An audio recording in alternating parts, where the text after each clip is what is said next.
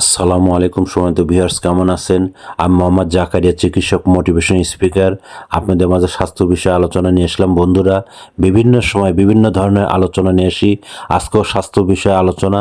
আজকের আলোচনার বিষয় যে খালি পেটে যা খাওয়া উচিত নয়। তাহলে এই ভিডিওটা প্রথম থেকে শুরু করে শেষ পর্যন্ত না টেনে শুনবো। প্রথমে একটি লাইক দিব, সাবস্ক্রাইব করব, নোটিফিকেশন অন করব, পেজে ফলো দিব। তাহলে স্বাস্থ্য সম্পর্কে নোটিফিকেশন আপনাদের কাছে পৌঁছে যাবে। তাহলে বন্ধুরা মনোযোগ দিয়ে শুনুন। খালি পেটে যা খাওয়া উচিত নয়।